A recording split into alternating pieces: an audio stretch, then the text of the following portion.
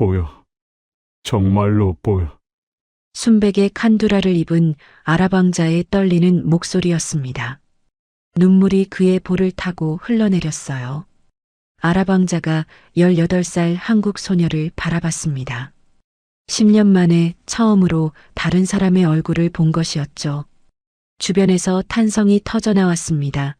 100명이 넘는 사람들이 놀라움을 감추지 못한 채 지켜보고 있었어요. 왕실 의사들은 입을 벌린 채 믿을 수 없다는 표정으로 한국 소녀 하윤을 쳐다봤어요. 그녀의 정체는 무엇일까요? 이 기적은 어떻게 시작되었을까요? 사연 시작 전 구독과 좋아요를 눌러주시고 어디서 듣고 계신지 댓글 남겨주시면 당신의 하루에 작은 기적이 깃들기를 바라겠습니다. 서울 도심 특급 호텔 정원이었습니다. 하윤이는 아버지가 가꾼 장미 화단 앞에 쪼그리고 앉았어요. 손가락 끝으로 붉은 꽃잎을 살며시 쓰다듬으며 중얼거렸죠. 여기가 제일 예쁘네. 아버지는 이 호텔의 정원사였습니다. 매일 새벽같이 나와 흙을 만지고 물을 주던 아버지. 그 손길이 닿은 곳마다 꽃이 피었어요. 하윤이가 일어서려던 순간이었습니다. 저 멀리서 누군가 걸어오고 있었어요. 순백의 긴 로브가 바람에 흩날렸습니다. 칸두라였죠. 최고급 실크로 지은 그 옷은 햇살 아래서 은은하게 빛났어요.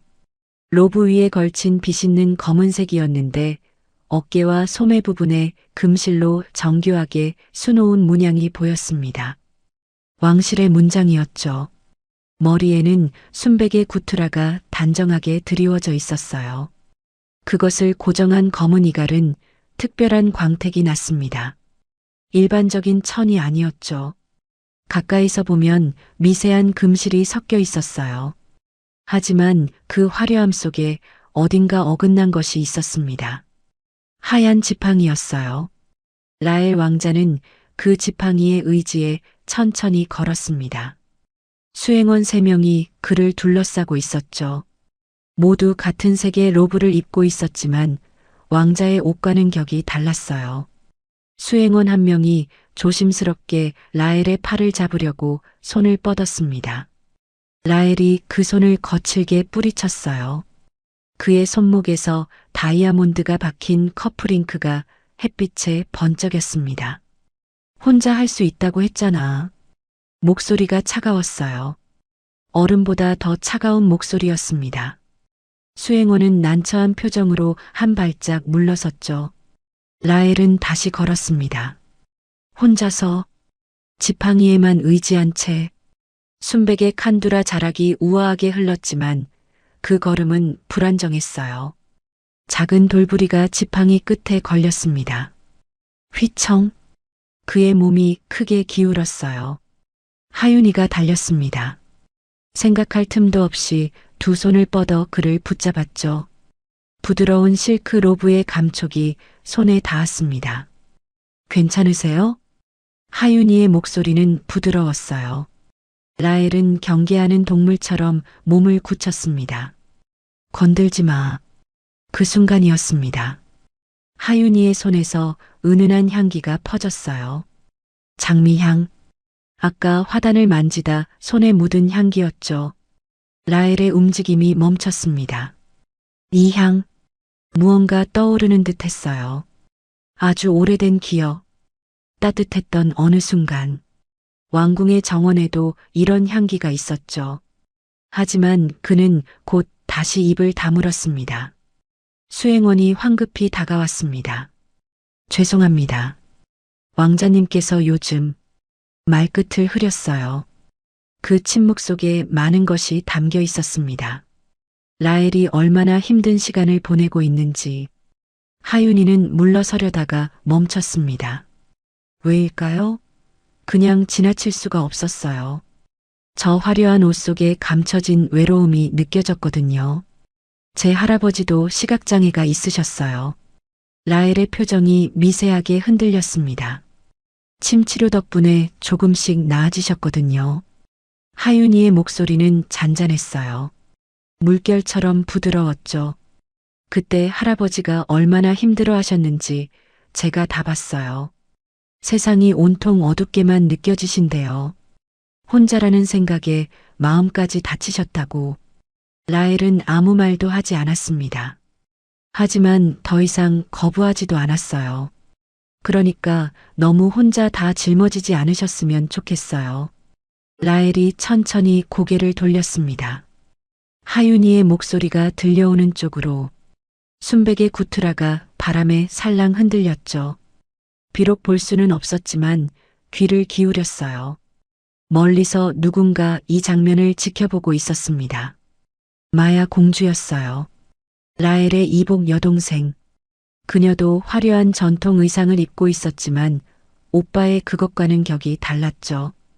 그녀는 오빠가 이렇게 누군가의 말에 귀 기울이는 모습을 본 지가 정말 오래됐습니다. 저 아이는 누구지? 며칠이 흘렀습니다. 같은 시간, 같은 장소. 하윤이는 다시 라헬을 만났어요. 마치 약속이라도 한 것처럼. 이번에 라헬은 크림색 칸두라를 입고 있었습니다. 역시 금실 자수가 새겨진 비신을 걸치고 있었죠. 햇빛 아래서 그 모습은 한 폭의 그림 같았어요. 하윤이가 먼저 말을 꺼냈습니다. 혹시 한 번만 제 치료를 받아보시겠어요? 라헬의 미간이 좁혀졌어요. 침? 네가? 의심이 가득한 목소리였습니다. 하윤이는 대답 대신 자신의 손등을 내밀었어요. 그리고 작은 침 케이스를 꺼냈죠. 가느다란 은침이었습니다. 해보지도 않고 거절하지 마세요. 하윤이가 자기 손등에 직접 침을 놓았어요. 미세한 통증도 표정에 드러나지 않았습니다. 할아버지도 처음엔 안 믿으셨어요. 하지만 해보시고 나서 달라지셨거든요. 라헬은 한참을 망설였습니다. 그의 손이 무의식 중에 어깨를 만졌어요. 실크 로브 너머로 긴장된 근육이 느껴졌죠. 해봐. 하윤이는 조심스럽게 라헬의 어깨에 손을 댔습니다. 부드러운 칸두라, 천이로 정확한 혈자리를 찾았어요. 손끝에 미세한 맥박이 느껴졌죠. 침이 들어갔습니다. 라헬은 온 신경을 그 감각에 집중했어요. 미세한 자극, 따뜻한 기운, 그리고 뭔가 그의 목소리가 떨렸습니다. 밝은 게 보여. 라헬의 눈이 커졌어요. 믿을 수 없다는 표정이었죠. 다이아몬드 커플링크가 그의 떨리는 손목에서 반짝였습니다. 이게 진짜야? 수년 만에 처음 느끼는 감각이었습니다. 빛, 희미하지만 분명한 빛이 보였어요. 하윤이의 눈에도 놀라움이 어렸습니다. 마야, 공주와 수행원들도 숨을 죽이고 지켜보고 있었죠. 하지만 이 순간을 몰래 지켜보는 또 다른 눈이 있었습니다. 자파르 총리의 측근이었어요. 그는 급히 자리를 떴습니다. 보고해야 했으니까요. 자파르 총리는 보고를 듣고 미간을 찌푸렸습니다. 왕자가 시력을 회복하면 그의 권력은 끝이었습니다. 즉시 명령이 내려졌어요. 하윤이 아버지를 해고하라. 하윤이의 출입을 막아라. 정원의 차가운 그림자가 드리우기 시작했습니다. 상쾌한 아침이었습니다. 하윤이는 평소처럼 호텔 정원 입구에 섰어요. 회색 교복 치마가 아침 바람에 살랑 흔들렸습니다. 가방 속에는 아버지 점심 도시락이 들어 있었죠. 계란말이와 김치볶음밥, 아버지가 좋아하시는 메뉴였습니다. 경비원이 손을 들어 막았어요. 죄송합니다. 외부인 출입 금지입니다. 하윤이는 눈을 깜빡였습니다. 멍하니 서 있었어요. 저 어제도 왔었는데요. 정원사 정기태 씨 딸이에요. 경비원은 클립보드를 확인했습니다. A사 용지에 빼곡하게 적힌 이름 목록이 있었어요. 손가락으로 목록을 훑어 내려갔죠. 그래도 안 됩니다. 새벽에 위에서 지시가 내려왔어요. 위에서? 하윤이의 손이 가방 끈을 꽉 쥐었습니다. 플라스틱 버클이 손바닥에 파고들었어요. 그럼 아버지께 이거라도 전해주실 수 있나요? 경비원은 난처한 표정으로 고개를 저었습니다. 그것도 어렵습니다. 하윤이는 호텔에서 멀지 않은 버스 정류장에 앉아 있었어요. 낡은 벤치의 페인트가 군데군데 벗겨져 있었습니다. 손으로 벤치 표면을 더듬었어요. 거칠고 까칠한 질감이 손끝에 닿았죠. 핸드폰을 꺼냈습니다. 아버지에게 전화를 걸었어요. 신호음이 울렸습니다. B-, B-, B-. 여보세요? 아버지의 목소리였어요. 평소와 달랐습니다. 힘이 없었죠. 아빠, 나 왜 정원 못 들어가는 거야? 전화기 너머로 긴 침묵이 흘렸습니다. 아버지의 숨소리만 들렸어요. 하윤아, 나 해고됐다. 하윤이의 손에서 핸드폰이 미끄러질 뻔했어요. 양손으로 핸드폰을 꽉 잡았습니다. 뭐라고요? 갑자기 호텔 인사팀에서 연락이 왔어. 아침 일찍 보안 사유래. 더 이상 설명은 못한다고. 오전이 지나고 있었습니다. 하윤이는 현관문을 열고 집 안으로 들어갔어요. 30평 아파트, 15년째 살고 있는 집이었습니다. 거실 소파에 아버지가 앉아 있었어요. 어깨가 축 늘어져 있었죠. 손에는 퇴직 통지서가 들려 있었습니다. A사 용지 한 장, 단 8줄로 적힌 통지서였어요. 아빠, 하윤이가 아버지 옆에 앉았습니다. 소파 쿠션이 푹 꺼졌어요. 내가 뭘 잘못한 것 같아. 하윤이의 목소리가 떨렸습니다. 아버지는 딸의 손을 잡았어요. 거칠고 굳은 살 박힌 손이었습니다. 30년 넘게 정원을 가꾼 손이었죠.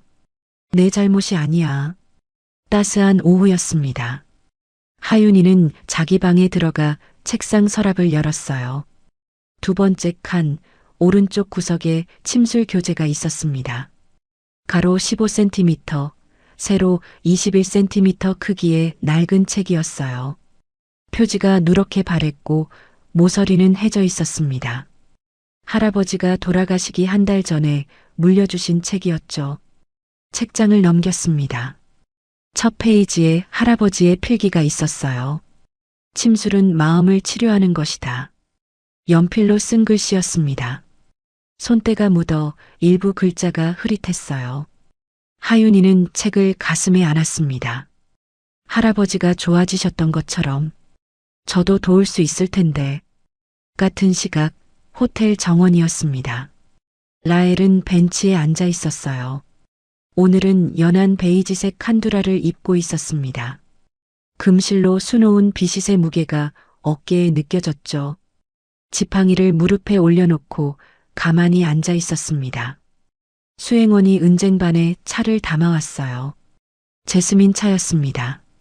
차 향기가 바람을 타고 퍼졌죠. 왕자님, 차가 식습니다. 라엘은 대답하지 않았어요. 고개를 정원 입구 쪽으로 돌리고 있었습니다. 오늘은 안 오나? 중얼거림이었어요. 왕자님, 누구를 기다리십니까? 라엘은 입을 다물었습니다. 오후가 깊어졌습니다. 라엘은 벤치에서 일어나 정원을 걸었어요. 지팡이를 짚으며 천천히. 한 걸음, 두 걸음. 익숙한 길이었지만 오늘은 걸음이 무거웠습니다. 12걸음을 걸었을 때였어요.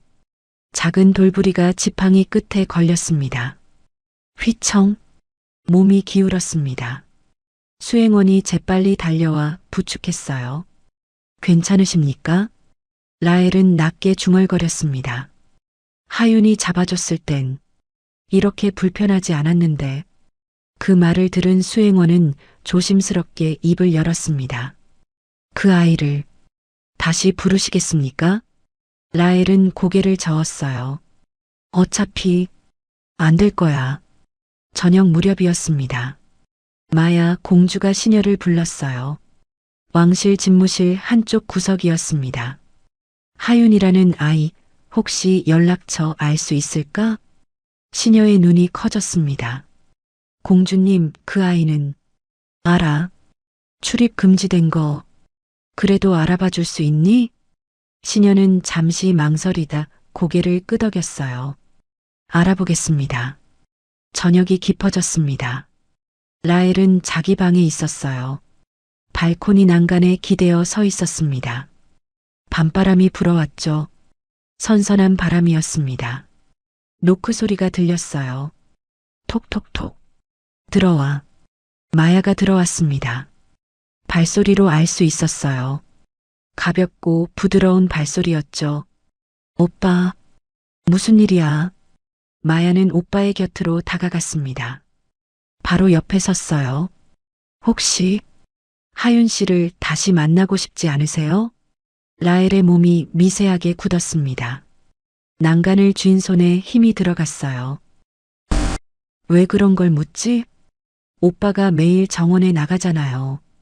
같은 시간, 같은 벤치에.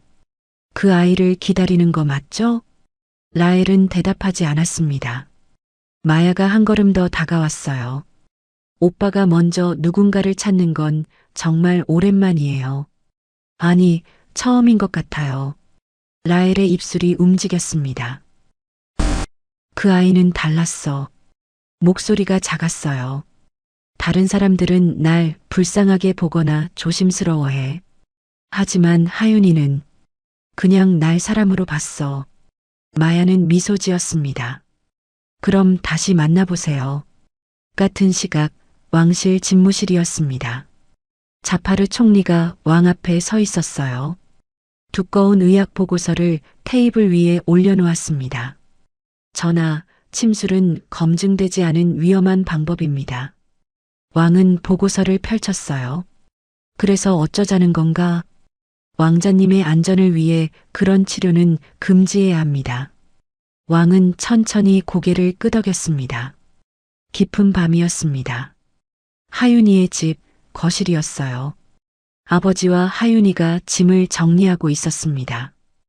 호텔 직원 숙소를 비워줘야 했거든요. 골판지 박스 5개가 거실 한가운데 놓여 있었어요. 아빠, 미안해요.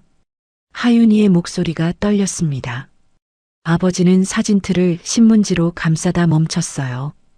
딸을 바라봤습니다. 네가 뭘 미안해하니?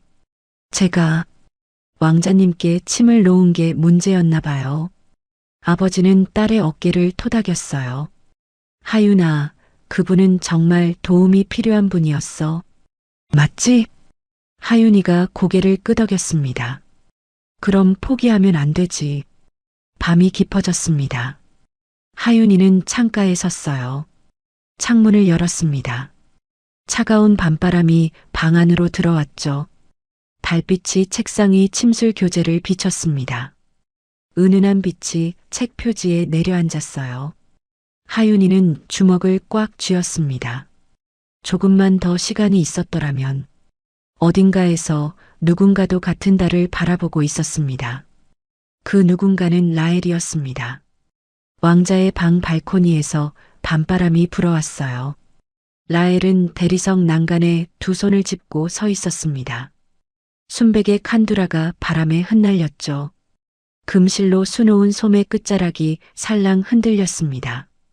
손목에 다이아몬드 커플링크가 달빛에 차갑게 반짝였어요. 하윤이도 이 바람을 느끼고 있을까? 혼잣말이었어요. 손가락 끝으로 난간의 차가운 감촉을 더듬었습니다. 거친 대리석 표면이 손끝을 스쳤죠. 다음 날 점심시간이었습니다. 하윤이는 학교 급식실 구석 자리에 앉아 있었어요. 앞에 놓인 쟁반에는 김치찌개와 밥이 있었지만 손을 대지 않았습니다. 숟가락을 들었다 놓기를 반복하고 있었죠. 하윤아, 괜찮아? 건너편에 앉은 친구 민지가 걱정스럽게 물었습니다. 응, 그냥. 하윤이는 김치찌개 표면에 뜬 기름을 멍하니 바라봤어요. 사실은 우리 아빠가 해고됐어. 민지의 눈이 커졌습니다. 왜? 무슨 일인데? 나도 몰라. 그냥 갑자기 보안 사유래. 나도 호텔 출입 금지당했고. 하윤이는 숟가락 손잡이를 꽉 쥐었어요. 플라스틱 손잡이가 손바닥에 파고들었습니다. 내가 뭘 잘못한 것 같은데. 뭔지 모르겠어. 민지는 무어라 위로해야 할지 몰랐어요. 그저 하윤이의 손을 꼭 잡아줬죠. 오후였습니다. 하윤이는 호텔 정원 담장 앞에 서 있었어요. 회색 벽돌로 쌓아 올린 2미터 높이의 담장이었습니다. 손을 뻗어 벽돌 표면을 만졌어요. 거칠고 차가운 질감이 손끝에 전해졌죠. 발끝으로 조금 높이 서서 담장 너머를 바라봤습니다. 아버지가 가꾼 장미 화단이 보였어요. 붉은 꽃잎들이 오후 햇살에 반짝이고 있었죠. 그리고 저 멀리 벤치에 앉아 있는 흰색 로브의 사람이 보였습니다. 라엘이었어요. 하윤이는 숨을 멈췄습니다. 심장이 천천히 두근거렸어요. 라엘은 벤치에 앉아 지팡이를 무릎에 올려놓고 있었습니다. 순백의 칸두라가 미풍에 살랑 흔들렸어요. 고개는 하늘을 향하고 있었지만 그의 표정은 공허했습니다. 저렇게 외로워 보이시다니. 하윤이는 담장에 이마를 기댔어요. 차가운 벽돌의 감촉이 이마에 전해졌습니다. 같은 시각 정원에서였습니다. 라엘은 수행원이 따라준 차를 한 모금 마셨어요. 제스민 차였습니다. 은으로 된 찻잔의 무게가 손에 느껴졌죠. 따뜻하지만 위로가 되지 않는 온도였습니다. 오늘 정원에 누가 왔었나? 아무도 없었습니다, 왕자님. 라엘의 손에서 찻잔을 놓치는 소리가 났어요. 쨍그랑. 차가 테이블 위로 쏟아졌습니다. 죄송합니다. 제가 정리하겠습니다. 수행원이 황급히 행주를 가져왔어요. 하지만 라엘은 자리에서 일어났습니다. 혼자 좀 있고 싶어. 하지만 왕자님, 나가요. 라엘은 혼자 정원을 걸었습니다. 지팡이를 짚으며 천천히. 익숙해진 길이라고 생각했는데 돌부리가 있었어요. 휘청. 몸이 기울었습니다. 수행원이 재빨리 부축했죠. 괜찮으십니까? 라엘은 낮게 중얼거렸습니다. 하윤이 잡아줬을 땐 손이 부드러웠는데 그 말을 담장 너머에서 듣고 있던 하윤이의 눈에 눈물이 맺혔어요. 손등으로 눈가를 닦았습니다. 저녁 무렵 왕실 회의실이었습니다. 자파르 총리가 왕실 의사 3명을 앞에 앉혀놓고 있었어요. 긴 테이블 위에는 두꺼운 의학 서적들이 쌓여 있었습니다. 침술이라는 게 과학적으로 검증된 방법입니까? 가장 나이 많은 의사가 안경을 고쳤으며 대답했습니다. 명확한 임상 데이터가 부족합니다. 특히 시각신경에 직접 자극을 준다는 건 위험하다는 말이군요. 자파르의 손가락이 테이블을 톡톡 두드렸어요. 금반지가 나무 표면에 부딪히는 소리가 규칙적으로 울렸습니다. 왕께 보고하겠습니다. 왕자님의 안전을 위해서라도 검증되지 않은 치료는 금지해야 한다고. 의사들은 고개를 끄덕였어요. 자파르의 뜻을 거스를 수 없었습니다. 같은 저녁 조용한 카페였습니다. 마야 공주가 시녀와 구석 자리에 앉아 있었어요. 평범한 청바지에 흰색 블라우스를 입고 있었습니다. 왕실 사람임을 알아볼 수 없는 차림이었죠. 하윤이라는 아이의 연락처를 알아냈습니까? 시녀가 작은 메모지를 건넸습니다. 하윤이의 전화번호였어요. 마야는 핸드폰을 꺼냈습니다. 번호를 누르다가 멈췄어요. 손가락이 화면 위에서 떨렸습니다. 이게 맞는 일일까? 하지만 오빠의 외로운 뒷모습이 떠올랐어요. 마야는 통화 버튼을 눌렀습니다.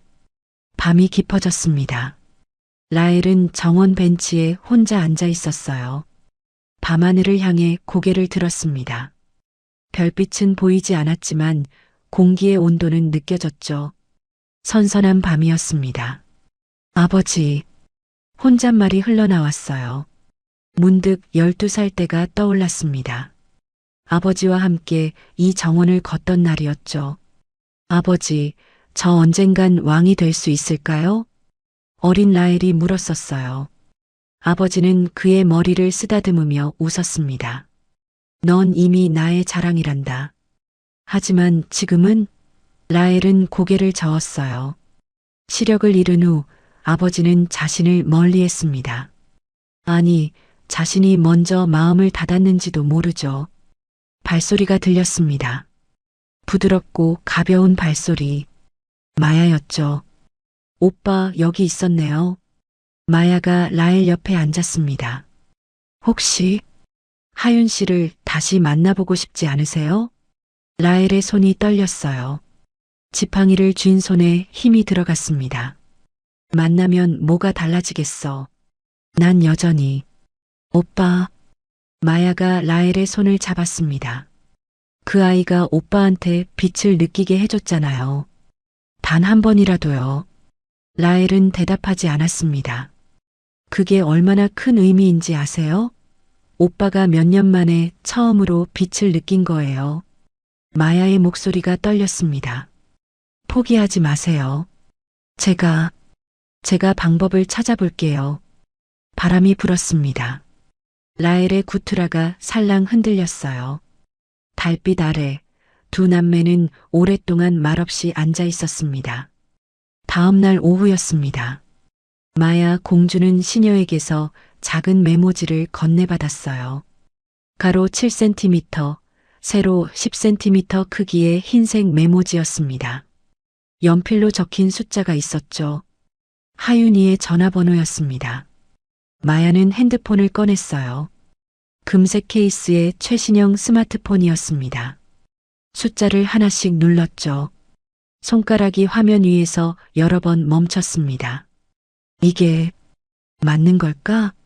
하지만 어젯밤 오빠의 외로운 뒷모습이 떠올랐어요. 마야는 통화 버튼을 눌렀습니다. 신호음이 울렸습니다. B-, B-, B-. 네 번째 신호음에서 전화가 연결됐어요. 여보세요? 하윤이의 목소리였습니다. 조금 떨리는 목소리였어요. 하윤 씨? 저 마야예요. 라헬 오빠의 동생. 전화기 너머로 숨소리가 들렸습니다. 잠시 침묵이었죠. 공주님? 만나서 얘기할 수 있을까요? 중요한 이야기가 있어요. 오후가 깊어지고 있었습니다. 하윤이는 호텔에서 조금 떨어진 작은 카페에 앉아 있었어요. 브라운 커피라는 이름의 2층짜리 카페였습니다. 창가 자리 4인용 테이블에 혼자 앉아 있었죠. 아메리카노 한 잔이 앞에 놓여 있었어요. 하지만 한 모금도 마시지 않았습니다. 김이 모락모락 피어올랐죠. 컵을 잡았다 놓기를 여러 번 반복했습니다. 카페 문이 열렸어요. 종소리가 딸랑 울렸습니다. 마야였습니다. 검은색 청바지에 흰색 면 블라우스를 입고 있었어요. 왕실 사람임을 알아볼 수 없는 평범한 차림이었죠. 하지만 손목에 다이아몬드 시계가 햇빛에 반짝였습니다. 하윤 씨. 마야가 하윤이 맞은편에 앉았습니다. 가죽 가방을 의자 옆에 내려놓았어요. 그때 오빠가 빛을 느낀 게 정말 침 때문이었나요? 마야의 목소리는 조심스러웠습니다. 하윤이는 고개를 끄덕였어요. 확신은 못하지만 그분 표정이 처음으로 밝아지셨어요. 분명 뭔가 느끼셨을 거예요. 마야는 커피를 한 모금 마셨습니다. 쓴맛이 입안에 퍼졌죠. 오빠가 요즘 매일 정원에 나가요. 정확히 같은 시간에요. 같은 벤치에 앉아서 당신을 기다리는 것 같아요. 하윤이의 눈에 눈물이 맺혔습니다. 손등으로 눈가를 닦았어요. 하지만 저는 들어갈 수가 없어요. 제가 도와드릴게요. 마야의 눈빛이 단호했습니다. 같은 시각 라헬의 방이었습니다. 라헬은 창가에 서 있었어요. 손으로 창틀을 더듬었습니다. 차갑고 매끄러운 유리 표면이 손끝에 닿았죠. 노크 소리가 들렸습니다. 톡톡. 들어와. 수행원이 들어왔어요. 왕자님, 공주님께서 곧 돌아오신답니다. 라헬은 대답하지 않았습니다. 그저 창가에 서서 바람 소리를 들었어요. 마야가 뭘 하려는 걸까? 저녁이 되었습니다. 마야가 라헬의 방 문을 두드렸어요. 톡톡톡. 오빠 나예요. 들어와. 마야가 들어왔습니다. 라헬은 소파에 앉아 있었어요. 순백의 칸두라를 입고 있었죠. 오빠, 하윤 씨를 만났어요. 라헬의 몸이 굳었습니다. 왜? 오빠가 다시 만나고 싶어 하잖아요. 라헬은 고개를 저었어요. 다시 실패하면 더 무서울 것 같아. 목소리가 떨렸습니다. 손으로 무릎을 꽉 쥐었어요. 칸두라 천이 구겨졌죠. 마야가 오빠 앞에 무릎을 꿇었습니다. 오빠, 그 아이가 오빠한테 빛을 느끼게 해줬잖아요. 단 한 번이라도요. 하지만 포기하지 마세요. 제가 방법을 찾았어요. 다음 날 오후였습니다. 하윤이는 호텔 별관 2층에 있는 작은 실내 정원에 서 있었어요. 15평 정도 되는 공간이었습니다. 천장이 유리로 되어 있어서 햇빛이 쏟아져 들어왔죠. 화분 5개가 놓여 있었고 작은 분수대가 한쪽 구석에 있었습니다. 마야가 문을 열고 들어왔어요. 그 뒤로 흰색 로브를 입은 사람이 따라 들어왔습니다. 라헬이었습니다. 하윤이의 심장이 빨라졌어요.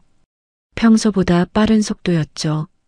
라헬은 지팡이를 짚고 천천히 걸어왔습니다. 하윤이 앞에서 멈췄어요. 코끝으로 향기가 스쳤습니다. 장미향. 하윤이의 손에서 나는 향기였죠. 네가 온 거야? 라헬의 목소리가 떨렸습니다. 예, 왔어요. 하윤이가 조심스럽게 대답했어요. 라헬은 손을 뻗었습니다. 하윤이의 손을 찾았죠. 따뜻하고 부드러운 손이 라헬의 손에 닿았습니다. 차갑네. 긴장한 거야? 조금요. 하윤이가 미소 지었어요. 라헬은 볼 수 없었지만 그녀의 목소리에서 미소가 느껴졌습니다. 그날 네가 말했던 너희 할아버지 얘기. 그거 진짜야? 진짜예요.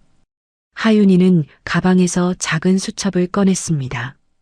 가로 10cm, 세로 15cm 크기의 낡은 수첩이었어요. 할아버지가 쓰시던 치료 기록 노트였죠. 할아버지가 침 치료 받으시고 나서 세상이 다시 따뜻해졌다고 하셨어요. 하윤이의 눈에 눈물이 맺혔습니다. 라헬은 한참을 침묵했어요. 그러다 천천히 입을 열었습니다. 이번엔 한 번 더 해볼래. 하지만 아무에게도 말하지 마. 약속해.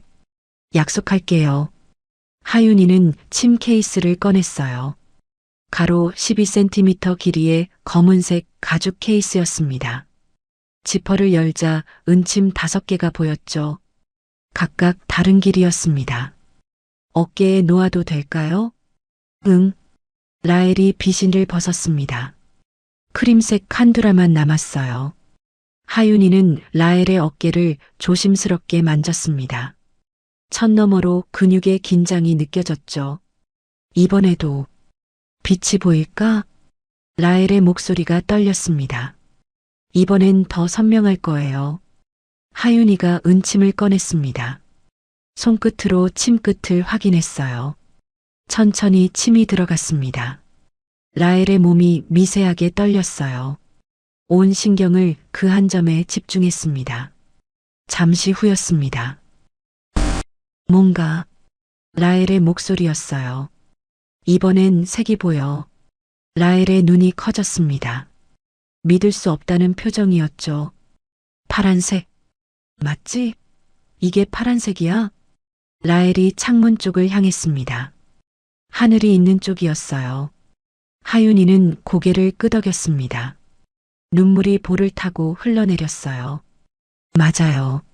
하늘색이에요. 마야도 두 손으로 입을 막았습니다. 눈에 눈물이 가득했죠. 하지만 복도 저편에서 누군가 이 장면을 지켜보고 있었습니다. 자파르 총리의 측근이었어요. 그는 핸드폰을 꺼내 조용히 사진을 찍었습니다. 셔터 소리 없이 3장, 그리고 급히 자리를 떴습니다. 잠시 후였습니다. 자파르 총리의 집무실이었어요. 30평 규모의 넓은 방이었습니다. 천장까지 닿는 책장이 벽세면을 가득 채우고 있었죠. 가죽 소파 너머로 거대한 책상이 있었습니다.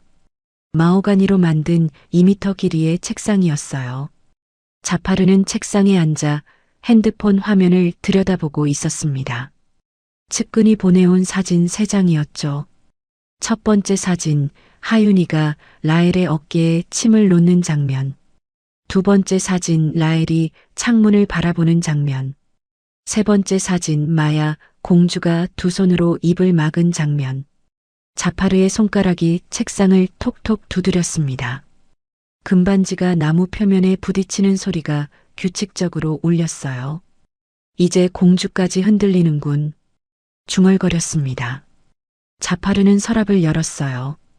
맨 아래 칸, 잠금장치가 달린 서랍이었습니다. 암호를 눌렀죠. 삐삐삐삐. 4자리 숫자였습니다. 서랍 안에 작은 상자가 있었어요.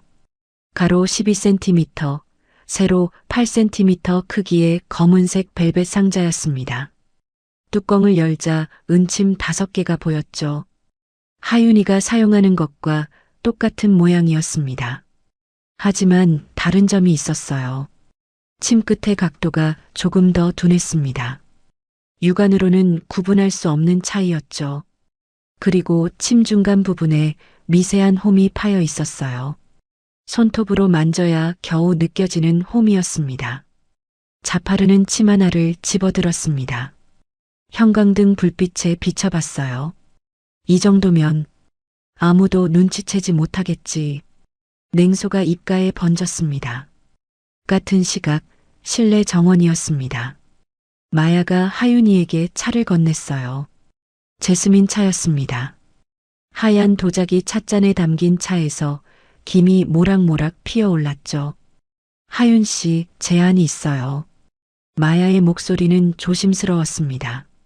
정원에서 라엘 오빠가 빛을 느낀 이후로 달라졌어요. 표정도 말투도. 그걸 증명해 볼 기회를 드리고 싶어요. 하윤이는 찻잔을 두 손으로 감쌌습니다. 따뜻한 온도가 손바닥에 전해졌어요. 이게 진짜 그분을 위한 일이 맞는 걸까요? 하윤이의 목소리가 떨렸습니다. 마야는 하윤이의 손을 잡았어요. 이번엔 진심이 통할지도 몰라요. 오빠가 당신을 믿으니까요. 라엘은 창가에 서 있었습니다. 손으로 유리창을 더듬었어요. 차갑고 매끄러운 표면이었죠. 이번엔 진짜 나아질 수 있을까? 혼잣말이었습니다. 다음 날 오전이었습니다. 하윤이는 호텔 로비 1층 화장실 앞 벤치에 앉아 있었어요. 가방을 무릎 위에 올려놓고 있었습니다. 가방 안에는 침 케이스와 치료 기록 수첩이 들어 있었죠. 마야가 복도 끝에서 걸어왔습니다. 연한 핑크색 원피스를 입고 있었어요. 하윤 씨, 왕실 의무 기록 정비 명목으로 호텔 정원 출입이 허가됐어요. 하윤이의 눈이 커졌습니다. 정말요? 네. 하지만 조심해야 해요. 자파르 총리가 계속 지켜보고 있으니까요. 마야의 목소리가 낮아졌습니다. 오후였습니다. 자파르는 왕실 기술자를 불렀어요. 45세 남자, 김 기사였습니다. 호텔과 왕실 시설을 관리하는 사람이었죠. 이 침들로 바꿔치기에 자파르가 검은 벨벳 상자를 건넸습니다. 김 기사는 상자를 받으며 손이 떨렸어요. 하지만 총리님, 이런 일은 자네 딸 올해 대학 입학이지? 등록금 걱정되지 않나? 자파르의 목소리가 차갑게 변했습니다. 김 기사는 입술을 깨물었어요. 상자를 품 안에 넣었습니다. 알겠습니다.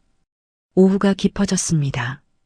하윤이는 호텔 정원 벤치에 앉아 침 케이스를 정리하고 있었어요. 5개의 은침을 하나씩 꺼내 헝겊으로 닦았습니다. 침 표면의 미세한 먼지까지 제거했죠.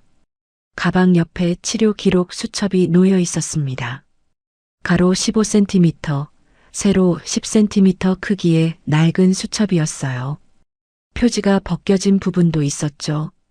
하윤이는 화장실에 가려고 자리에서 일어났습니다. 가방과 침 케이스는 벤치 위에 두고 갔어요. 금방 돌아올 거리였거든요. 잠시 후였습니다. 김 기사가 벤치 근처로 다가왔어요. 주변을 둘러봤습니다. 사람이 없었죠. 재빨리 하윤이의 침 케이스를 열었습니다. 손이 떨렸어요. 하윤이의 침 5개를 꺼내 자신의 주머니에 넣었습니다. 그리고 자파르가 준 가짜 침 5개를 케이스에 넣었죠. 순식간에 끝났습니다. 김 기사는 치료 기록 수첩도 집어들었어요. 핸드폰 카메라로 페이지를 촬영했습니다. 20페이지, 40장의 사진이었죠. 혈자리 위치, 침 깊이, 치료 시간이 빼곡하게 적혀 있었습니다. 곧 수첩을 제자리에 놓았습니다. 김 기사가 떠나고 잠시 후 하윤이가 돌아왔어요. 가방을 메고 침 케이스를 집어들었습니다. 아무것도 모른 채였죠. 저녁이 되었습니다. 자파르의 집무실이었어요. 김 기사가 수첩 사진들을 자파르에게 보여주고 있었습니다. 혈자리 위치가 정확히 기록되어 있습니다. 자파르는 사진을 하나하나 확대해서 봤어요. 합곡혈, 천주혈, 정명혈. 이걸 역이용하면 자파르의 입가에 미소가 번졌습니다. 다음 날 오후였습니다. 마야가 하윤이를 실내 정원으로 불렀어요. 라엘도 함께 있었습니다. 하윤 씨, 다음 주에 라엘 오빠의 공개 치료 시연이 있어요. 하윤이는 깜짝 놀랐습니다. 공개 시연이요? 네. 왕실 고문들과 의학 자문단 앞에서요. 그 자리가 마지막 기회일지도 몰라요. 라엘이 하윤이 쪽으로 고개를 돌렸습니다. 하지만 그 많은 사람 앞에서 저한테 맡기시겠다고요? 하윤이의 목소리가 떨렸습니다. 마야는 고개를 끄덕였어요. 이미 왕께 보고는 마쳤어요. 당신에게만 효과가 있었다고요. 라엘이 입을 열었습니다. 하윤아. 이름을 불렀어요. 난 너를 믿어. 하윤이의 눈에 눈물이 맺혔습니다. 같은 시각 자파르의 집무실이었습니다. 자파르는 가짜 침을 손에 들고 빛에 비춰보고 있었어요. 침끝이 형광등 불빛에 차갑게 반짝였습니다. 이젠 침이 아니라 칼이 될지도 모르겠군. 중얼거렸습니다. 창밖으로 저녁 노을이 지고 있었어요. 붉은 빛이 집무실 바닥에 길게 드리워졌습니다. 어둠이 조금씩 깊어지고 있었습니다. 며칠이 지났습니다. 하윤이의 집 거실이었어요. 택배 상자가 현관 앞에 놓여 있었습니다. 가로 30cm, 세로 40cm 크기의 고급스러운 상자였죠. 금색 리본이 묶여 있었습니다. 하윤이가 상자를 열었어요. 안에는 두꺼운 크림색 초대장이 들어 있었습니다.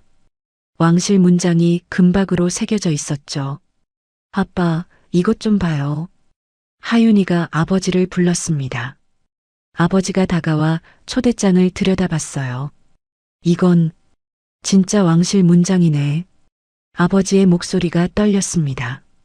초대장에는 또박또박한 글씨로 적혀 있었어요.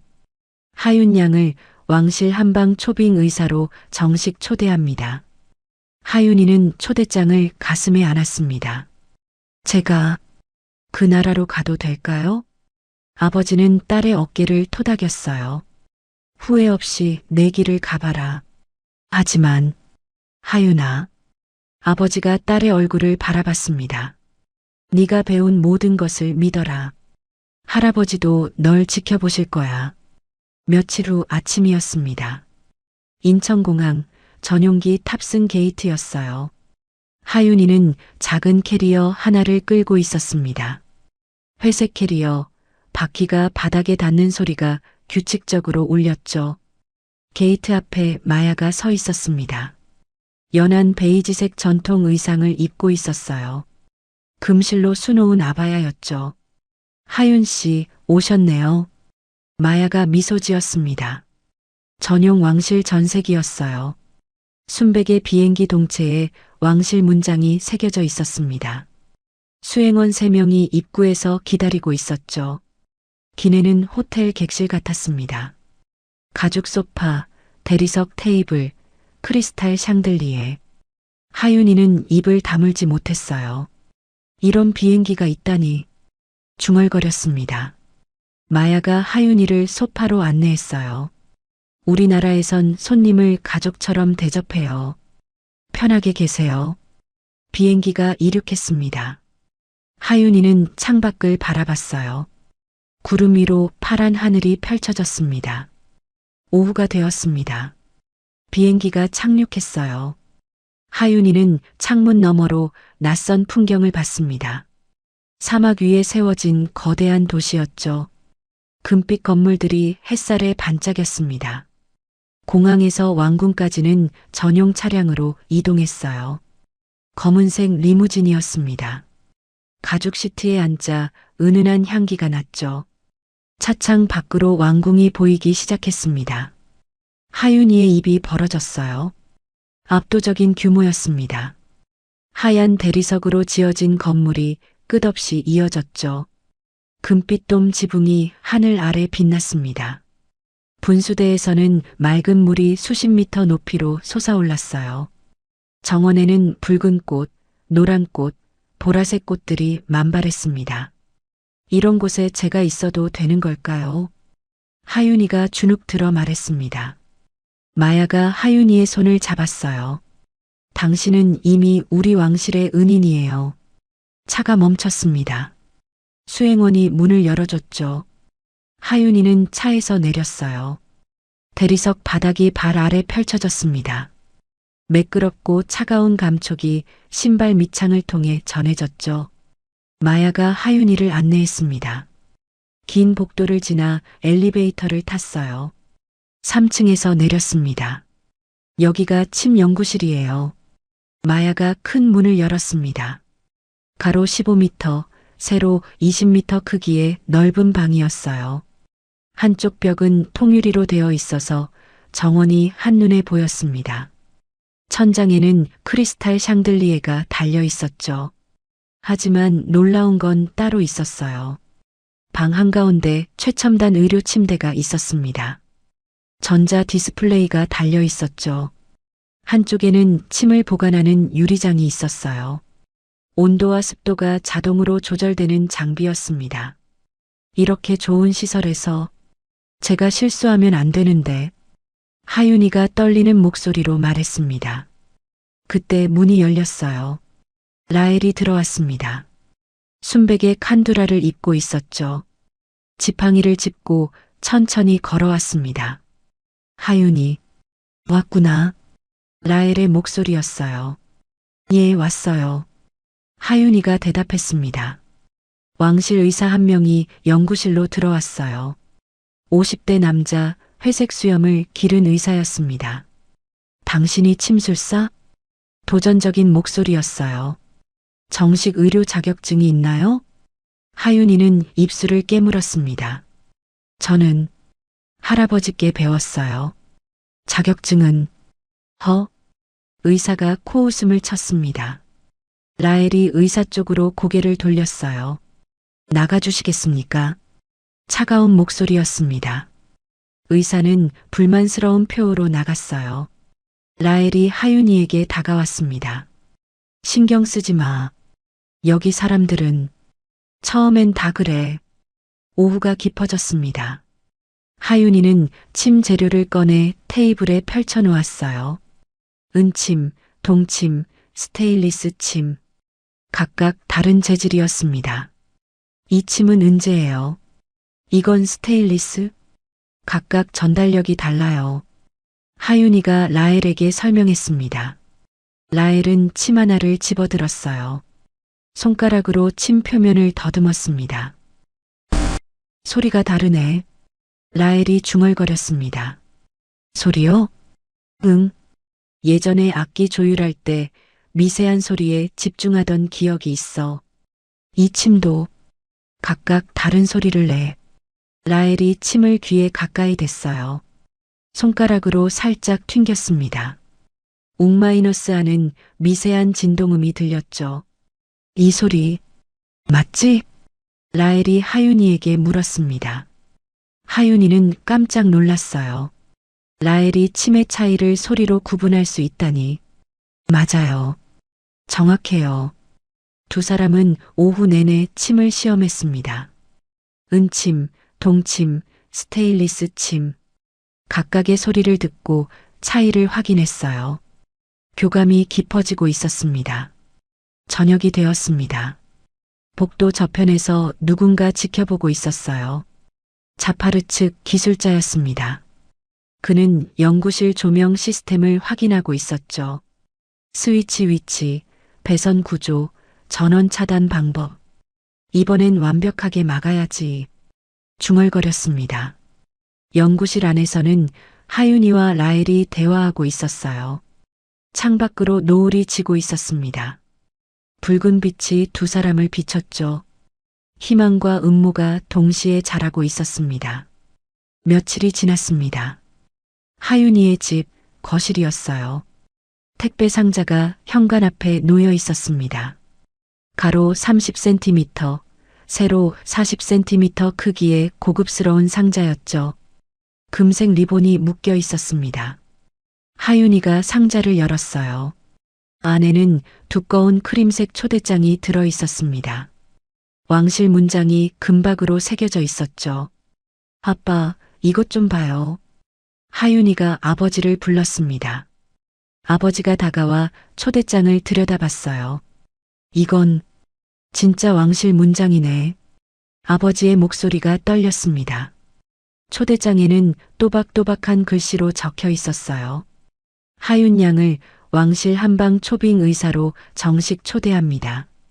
하윤이는 초대장을 가슴에 안았습니다. 제가 그 나라로 가도 될까요? 아버지는 딸의 어깨를 토닥였어요. 후회 없이 내 길을 가봐라. 하지만 하윤아, 아버지가 딸의 얼굴을 바라봤습니다. 네가 공부한 모든 것을 믿어라. 할아버지도 널 지켜보실 거야. 며칠 후 아침이었습니다. 인천공항 전용기 탑승 게이트였어요. 하윤이는 작은 캐리어 하나를 끌고 있었습니다. 회색 캐리어, 바퀴가 바닥에 닿는 소리가 규칙적으로 울렸죠. 게이트 앞에 마야가 서 있었습니다. 연한 베이지색 전통 의상을 입고 있었어요. 금실로 수놓은 아바야였죠. 하윤 씨, 오셨네요. 마야가 미소 지었습니다. 전용 왕실 전세기였어요. 순백의 비행기 동체에 왕실 문장이 새겨져 있었습니다. 수행원 3명이 입구에서 기다리고 있었죠. 기내는 호텔 객실 같았습니다. 가죽 소파, 대리석 테이블, 크리스탈 샹들리에. 하윤이는 입을 다물지 못했어요. 이런 비행기가 있다니. 중얼거렸습니다. 마야가 하윤이를 소파로 안내했어요. 우리나라에선 손님을 가족처럼 대접해요. 편하게 계세요. 비행기가 이륙했습니다. 하윤이는 창밖을 바라봤어요. 구름 위로 파란 하늘이 펼쳐졌습니다. 오후가 되었습니다. 비행기가 착륙했어요. 하윤이는 창문 너머로 낯선 풍경을 봤습니다. 사막 위에 세워진 거대한 도시였죠. 금빛 건물들이 햇살에 반짝였습니다. 공항에서 왕궁까지는 전용 차량으로 이동했어요. 검은색 리무진이었습니다. 가죽 시트에 앉아 은은한 향기가 났죠. 차창 밖으로 왕궁이 보이기 시작했습니다. 하윤이의 입이 벌어졌어요. 압도적인 규모였습니다. 하얀 대리석으로 지어진 건물이 끝없이 이어졌죠. 금빛돔 지붕이 하늘 아래 빛났습니다. 분수대에서는 맑은 물이 수십 미터 높이로 솟아올랐어요. 정원에는 붉은 꽃, 노란 꽃, 보라색 꽃들이 만발했습니다. 이런 곳에 제가 있어도 되는 걸까요? 하윤이가 주눅 들어 말했습니다. 마야가 하윤이의 손을 잡았어요. 당신은 이미 우리 왕실의 은인이에요. 차가 멈췄습니다. 수행원이 문을 열어줬죠. 하윤이는 차에서 내렸어요. 대리석 바닥이 발 아래 펼쳐졌습니다. 매끄럽고 차가운 감촉이 신발 밑창을 통해 전해졌죠. 마야가 하윤이를 안내했습니다. 긴 복도를 지나 엘리베이터를 탔어요. 3층에서 내렸습니다. 여기가 침 연구실이에요.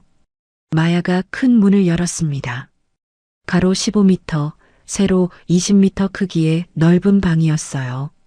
한쪽 벽은 통유리로 되어 있어서 정원이 한눈에 보였습니다. 천장에는 크리스탈 샹들리에가 달려 있었죠.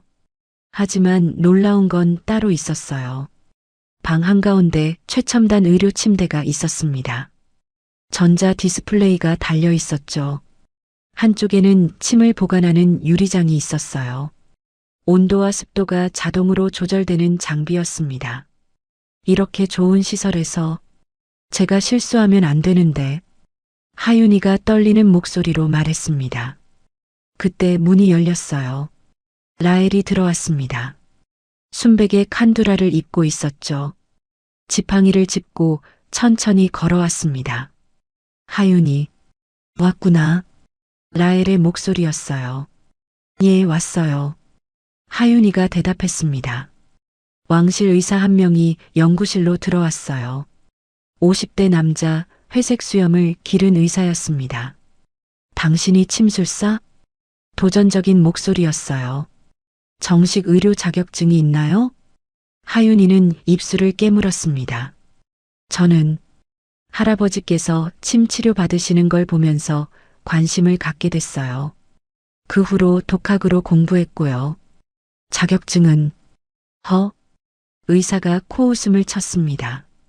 독학이라니. 왕자님께 그런 검증되지 않은. 라헬이 의사 쪽으로 고개를 돌렸어요.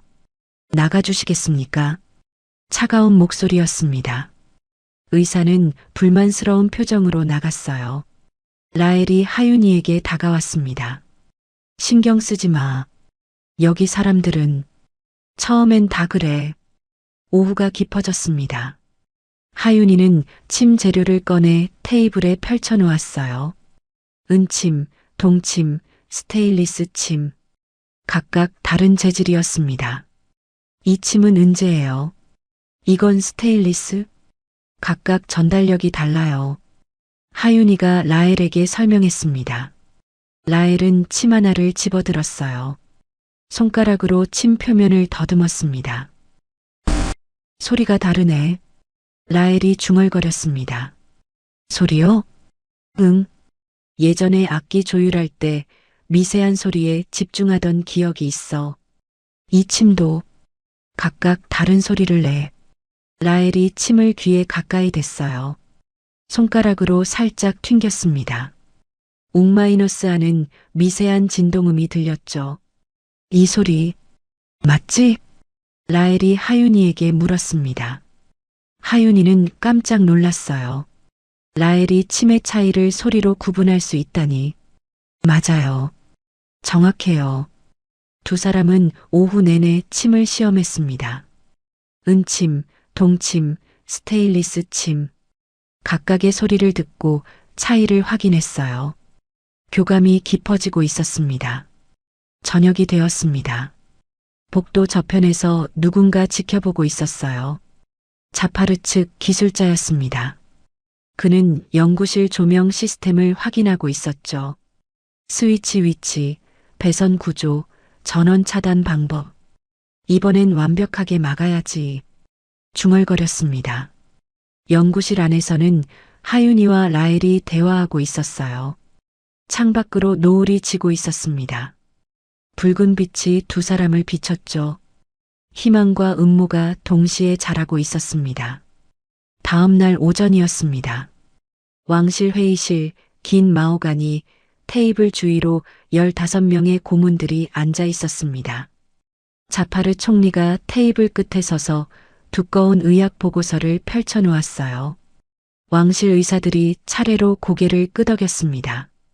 침술의 위험성, 검증되지 않은 방법, 왕자의 안전. 그런 단어들이 회의실을 채웠죠. 자파르는 서류를 테이블 위에 내려놓았어요. 두둑. 무거운 소리가 났습니다. 오후가 되었습니다. 자파르의 집무실이었어요. 하산이 들어왔습니다.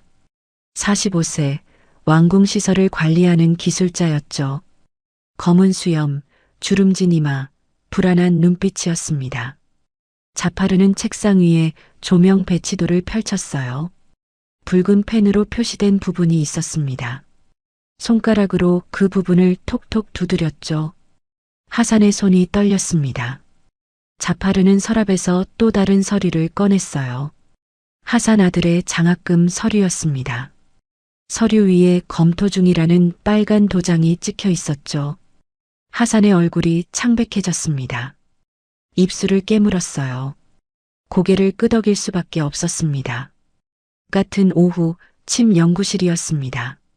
하윤이는 침 케이스를 열었어요. 5개의 은침이 벨벳 천 위에 놓여 있었습니다. 하나씩 집어들었죠. 첫 번째 침, 두 번째 침, 세 번째 침. 손이 멈췄습니다. 무게가 이상했어요. 아주 미세하게 손끝으로만 느껴지는 차이였습니다. 하윤이는 침을 창가로 가져갔어요. 햇빛에 비춰봤죠. 겉보기엔 완벽했습니다. 하지만 손끝의 감각이 거짓말하지 않았어요. 하윤이는 침을 손바닥 위에 올려놓고 무게를 느꼈습니다. 눈을 감았어요. 집중했죠. 분명히 달랐습니다. 저녁 무렵이었습니다. 라헬이 연구실로 들어왔어요. 크림색 칸두라를 입고 있었습니다. 금실 자수가 어깨에 빛났죠. 지팡이를 짚으며 천천히 걸어왔습니다. 하윤이가 라헬을 의자에 앉혔어요. 침을 꺼냈습니다. 라헬의 어깨에 정확히 놓았죠. 합곡혈이었습니다. 침이 들어갔습니다. 1분이 지났습니다. 라헬의 미간이 찌푸려졌어요. 고개를 저었습니다. 아무것도 느껴지지 않았죠. 손으로 침이 놓인 곳을 만졌습니다. 마야가 하윤이를 바라봤어요. 걱정스러운 표정이었습니다. 하윤이는 침 보관함을 다시 열었어요. 침들을 하나하나 확인했습니다. 외형은 완벽했습니다. 똑같은 은침이었죠. 밤이 깊어졌습니다. 라헬은 혼자 연구실에 남았어요. 침 케이스를 꺼냈습니다. 첫 번째 침을 집어들었죠. 손가락 사이에 끼웠습니다. 귀에 가까이 댔어요. 손가락으로 침을 살짝 튕겼습니다. 웅마이너스 소리가 났어요. 라헬의 표정이 굳었습니다.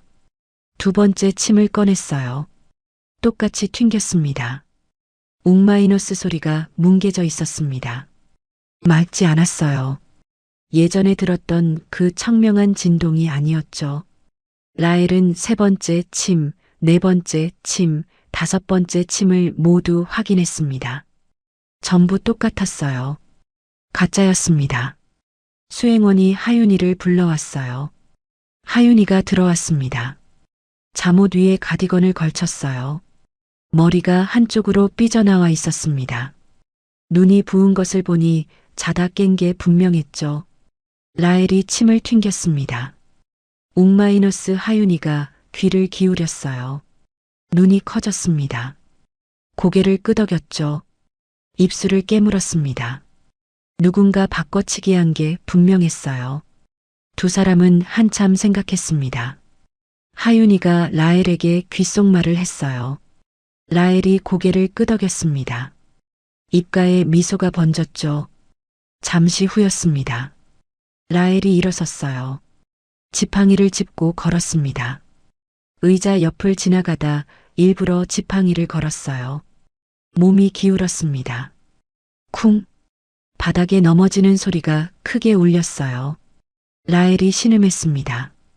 복도에서 발소리가 들렸습니다. 급한 발소리였어요. 1명, 2명, 3명. 하지만 가장 먼저 도착한 건 하산이었습니다. 문이 열렸어요.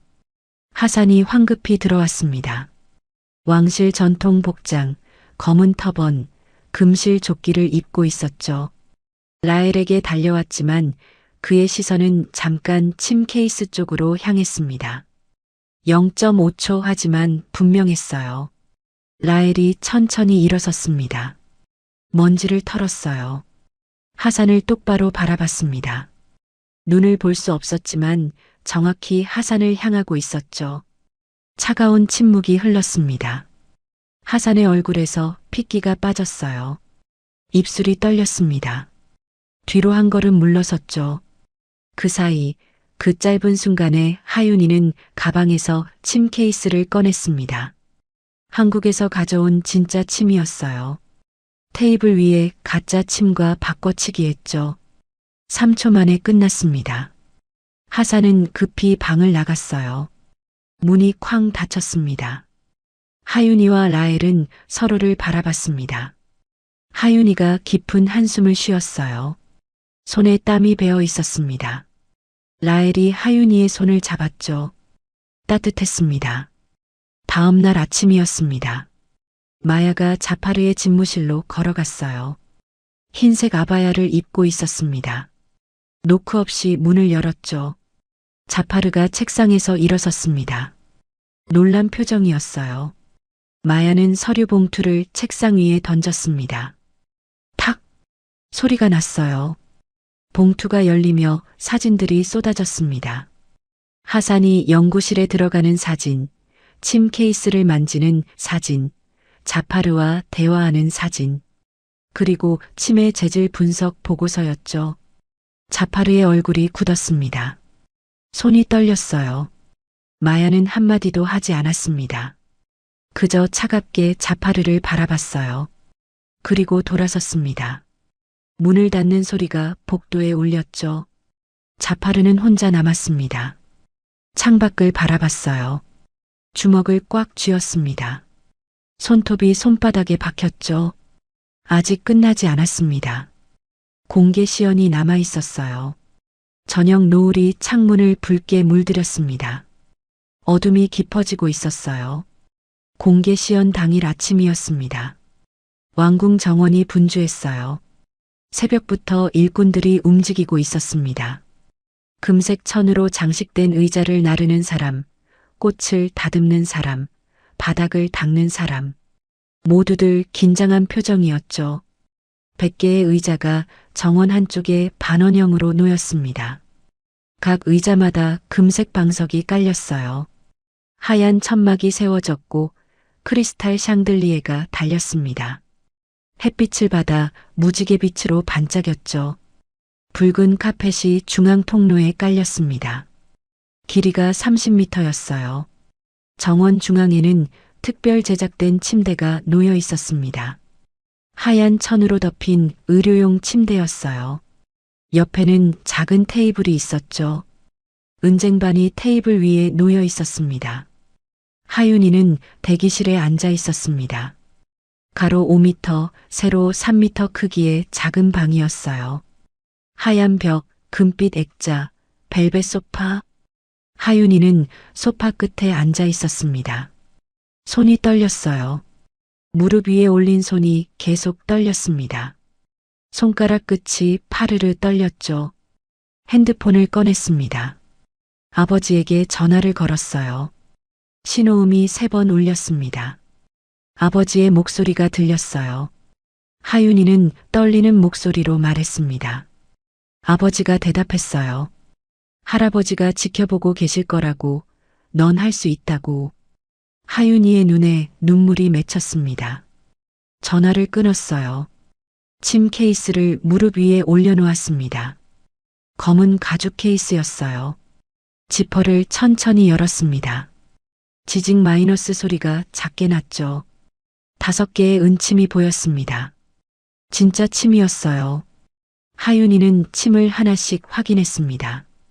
첫 번째 침을 집어들었어요. 햇빛에 비춰봤습니다. 은빛이 반짝였죠. 침 끝을 손가락으로 살짝 만졌어요. 날카로웠습니다. 2번째, 3번째, 4번째, 5번째. 모두 완벽했습니다. 마음속으로 기도했습니다. 할아버지, 저를 도와주세요. 부디 이분이 다시 빛을 보게 해주세요. 노크 소리가 들렸습니다. 톡톡톡. 마야가 들어왔어요. 하윤이 옆에 앉았습니다. 하윤이의 손을 꽉 잡았어요. 따뜻한 온기가 전해졌습니다. 당신은 이미 오빠에게 기적을 보여줬어요. 오늘은 그걸 다른 사람들에게도 보여주는 거예요. 마야가 조용히 말했습니다. 하윤이가 고개를 끄덕였어요. 마야가 일어섰습니다. 시간이에요. 오후가 되었습니다. 정원에 사람들이 가득 모여 있었어요. 왕실 고문들, 의학자문단, 왕족들. 100명이 넘는 사람들이었습니다. 검은색 로브, 금색 터번, 화려한 아바야. 모두 긴장한 표정이었어요. 숨소리조차 조심스러웠습니다. 왕실 의사들이 앞줄에 앉아 있었습니다.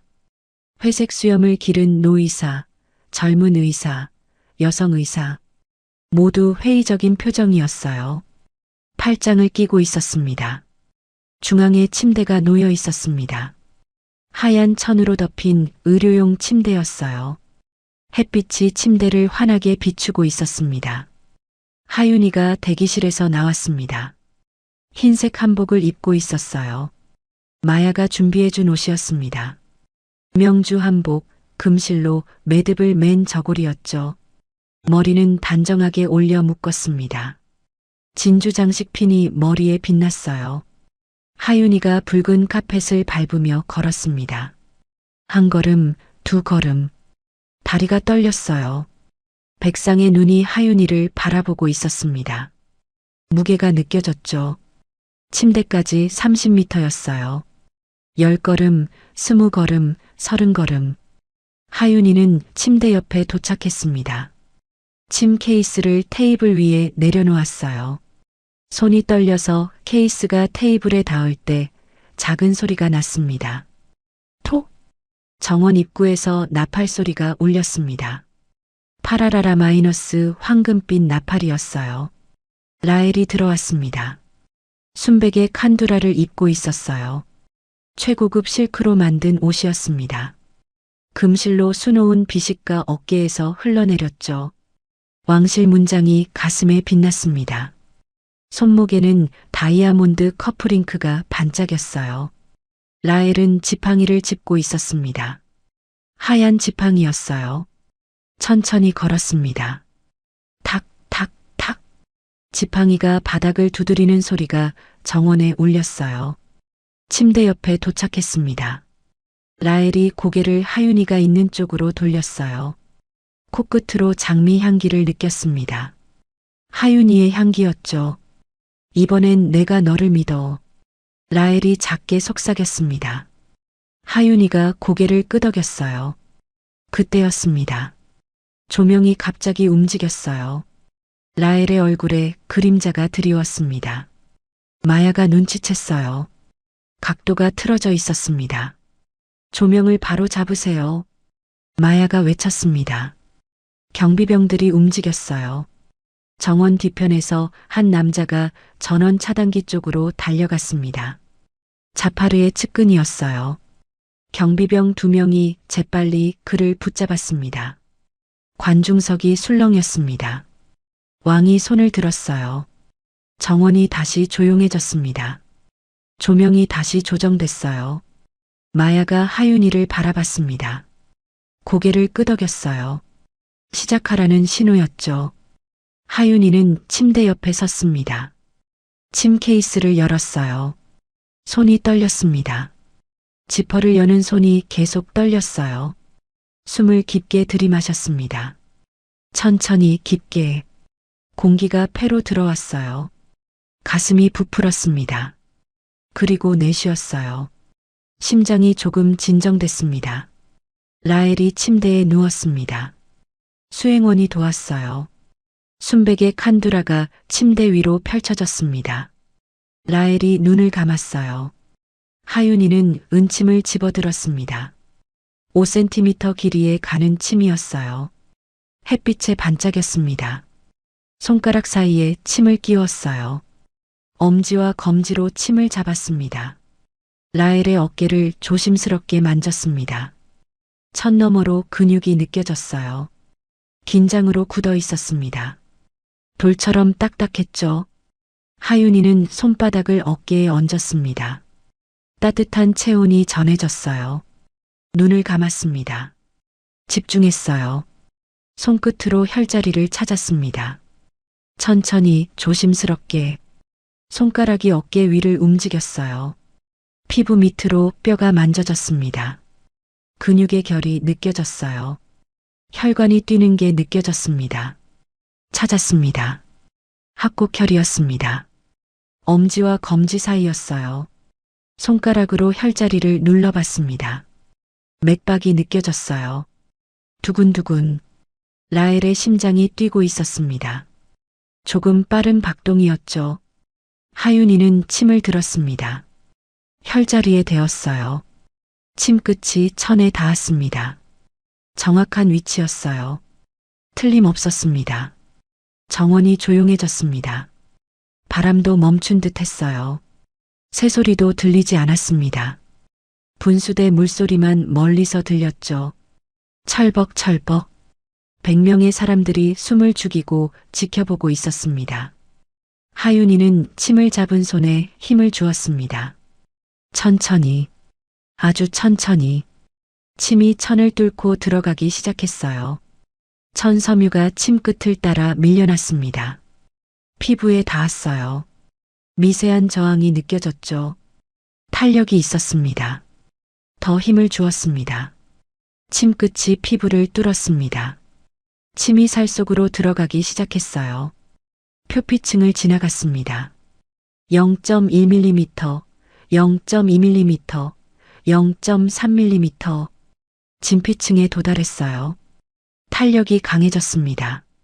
피부가 침을 밀어냈어요. 하윤이는 침을 살짝 돌렸습니다. 시계 방향으로 침이 미끄러지듯 들어갔어요. 0.5mm, 지방층에 닿았습니다. 부드러운 저항이었어요. 침이 지방을 헤치며 들어갔습니다. 0.7mm, 0.9mm, 1mm, 근육층에 도달했습니다. 저항이 강해졌어요. 근육 섬유가 침을 막았습니다. 하윤이는 침을 다시 돌렸어요. 반시계 방향으로 근육 섬유 사이로 침이 파고들었습니다. 2mm, 3mm, 4mm. 라헬의 어깨가 미세하게 떨렸습니다. 근육이 수축했어요. 침에 반응하고 있었습니다. 5mm, 6mm, 7mm. 하윤이는 침의 깊이를 정확히 느끼고 있었습니다. 손끝의 감각으로 할아버지 교재에 적힌 그대로였어요. 8mm, 9mm, 10mm, 정확히 1cm 깊이였습니다. 멈췄어요. 바로 이 지점이었습니다. 혈자리의 정확한 중심, 기운이 가장 강하게 모여 있는 곳. 하윤이는 침을 아주 천천히 돌렸습니다. 시계 방향으로 조금, 근육이 침을 감쌌어요. 반시계 방향으로 조금, 근육이 풀렸습니다. 다시 시계 방향으로, 기운이 움직이기 시작했어요. 따뜻한 기운이었습니다. 침을 타고 흘렀어요. 혈자리에서 퍼져나가기 시작했습니다. 어깨로 목으로 경락을 따라 움직였어요. 막혀있던 길이 뚫리기 시작했습니다. 라헬의 입술이 파르르 떨렸어요. 뭔가 느끼고 있었습니다. 하윤이는 침을 더 깊이 돌렸습니다. 기운을 혈자리 중심부 깊숙이 보냈어요. 라헬의 몸 전체로 퍼져나가도록 목을 타고 올라갔습니다. 머리로 향했어요. 뇌로 흘러갔습니다. 시신경에 도달했습니다. 기운이 폭발적으로 터졌어요. 마치 댐이 무너지는 것처럼 막혀있던 모든 경락이 한꺼번에 뚫렸습니다. 기운이 쏟아져 나갔어요. 시신경을 따라 흘렀습니다. 정명혈로, 안구로, 망막으로. 그 순간이었습니다. 라헬의 눈이 번쩍 떠졌습니다. 1초 만이었습니다. 빠르게 갑자기 마치 전기가 통한 것처럼 눈꺼풀이 확 젖혀졌어요. 갈색 눈동자가 드러났습니다. 빛이 쏟아져 들어왔어요. 햇빛, 하늘, 구름, 나무, 사람들. 모든 게 한꺼번에 들어왔습니다. 3년 동안 보지 못했던 세상이 한순간에 눈 안으로 쏟아져 들어왔어요. 라헬의 눈동자가 확장됐습니다. 빛에 반응했어요. 동공이 작아졌다 커졌다 했습니다. 라헬이 눈을 깜빡였습니다. 1번, 2번, 3번. 믿을 수 없다는 표정이었어요. 천천히 고개를 들어 하늘을 바라봤습니다. 파란색이었습니다. 맑고 투명한 파란색. 구름이 떠 있었어요. 보여. 정말로 보여. 라헬의 목소리가 떨렸습니다. 관중석에서 누군가 크게 숨을 들이마셨습니다. 하윤이의 눈에 눈물이 맺혔어요. 뭐가 보이세요? 하늘. 하늘이 파란색이야. 맞지? 라헬이 손을 들어 하늘을 가리켰어요. 맞아요. 하늘색이에요. 하윤이는 고개를 끄덕였습니다. 눈물이 볼을 타고 흘렀어요. 라헬이 천천히 일어났습니다. 침대에 앉았어요. 주위를 둘러봤습니다. 정원이 보였어요. 붉은 장미, 노란 수선화, 보라색 라벤더. 분수대에서 물이 솟구치는 게 보였죠. 사람들이 보였습니다. 100명의 사람들. 색깔이 전부 다 보여. 붉은색, 노란색, 보라색. 라헬의 목소리가 점점 커졌습니다. 그리고 하윤이를 바라봤습니다. 처음으로 제대로 본 것이었어요. 하윤이의 얼굴, 눈, 코, 입, 흰색 한복, 머리에 꽂힌 진주핀, 눈물이 볼을 타고 흐르는 것까지. 네가 이렇게 예뻤구나. 라헬이 손을 뻗었습니다. 하윤이의 볼을 만졌어요. 따뜻했습니다. 고마워, 하윤아. 라헬이 미소 지었습니다. 3년 만에 진짜 미소였어요. 관중석이 폭발했습니다. 박수가 터져 나왔어요. 우르르르르 마이너스 천둥 같은 소리였습니다. 100명 모두가 자리에서 일어났습니다. 박수를 쳤어요. 우레와 같았습니다. 울음소리도 터져 나왔습니다. 라헬의 어머니가 달려왔어요. 라헬. 어머니가 소리쳤습니다. 라헬이 어머니를 바라봤어요. 3년 만이었습니다. 엄마. 라헬의 목소리가 떨렸습니다. 어머니가 라헬을 끌어안았습니다. 꽉 안았어요. 엄마 얼굴이 보여요. 정말로 보여요. 라헬이 속삭였습니다. 어머니가 라헬의 얼굴을 두 손으로 감쌌습니다. 눈물로 범벅이 된 손이었어요. 군중들이 계속 박수를 쳤습니다. 멈추지 않았어요. 왕실 의사들도 일어나 있었습니다. 놀란 표정이었어요. 회색 수염 노이사가 천천히 고개를 저었습니다.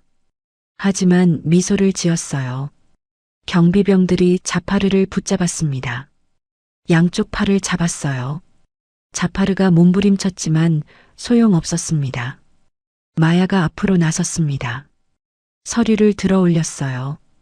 이 기적을 방해하려 한 사람이 있습니다. 마야의 목소리가 정원에 울렸습니다. 왕이 자리에서 일어났습니다. 천천히 하윤이에게 걸어왔어요. 하윤이 앞에 섰습니다. 당신은 내 아들을 살렸습니다. 왕의 목소리가 떨렸습니다. 왕이 하윤이에게 고개를 숙였어요. 관중석이 숨을 죽였습니다. 왕이 라헬에게 걸어갔습니다. 라헬이 일어났어요. 아버지를 똑바로 바라봤습니다. 왕이 라헬을 끌어안았습니다. 미안하다, 아들아. 왕이 울먹였습니다.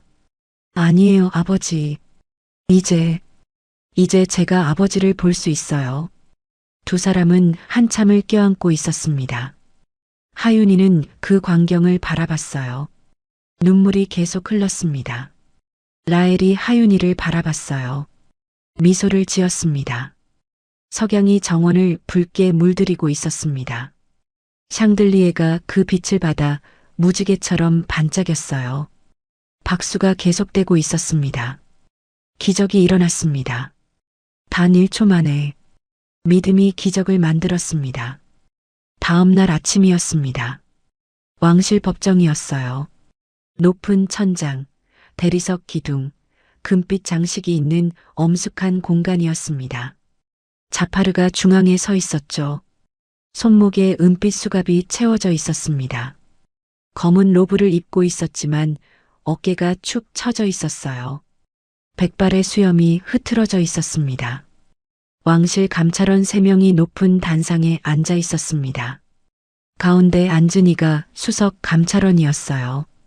60대 중반, 회색 터번을 쓰고 있었습니다. 두꺼운 서류 더미가 단상 위에 쌓여 있었죠. 가로 30cm, 세로 40cm 크기의 서류철이 5개였습니다. 수석 감찰원이 서류를 펼쳤습니다. 첫 번째 항목이 낭독됐어요.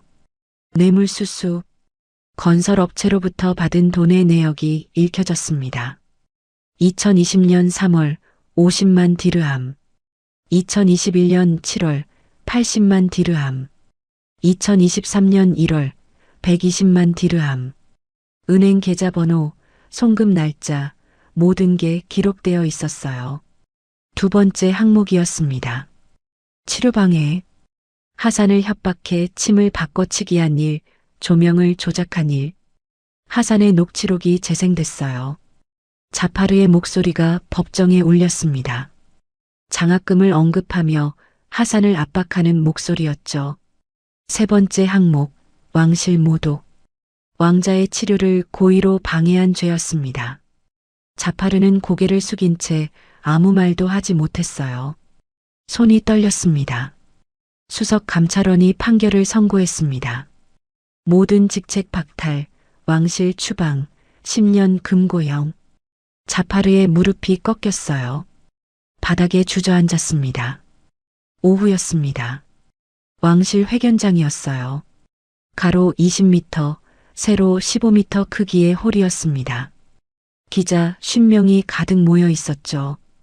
카메라 플래시가 끊임없이 번쩍였습니다. 마야가 단상에 섰어요. 흰색 아바야에 금실로 수놓은 히잡을 쓰고 있었습니다. 마야가 마이크 앞에 섰습니다. 손에는 준비한 원고가 있었지만 내려놓았어요. 차분한 목소리로 말을 시작했습니다. 우리가 증거를 모으는 동안 하윤 씨는 믿음을 잃지 않았다고, 그 믿음이 오빠를 살렸다고. 목소리가 떨렸습니다. 기자 한 명이 손을 들었어요. 30대 여성 기자였습니다. 질문했습니다. 공주님도 위험하지 않으셨냐고. 마야가 잠시 생각했습니다. 미소를 지었어요. 진실은 두렵지 않다고 대답했습니다.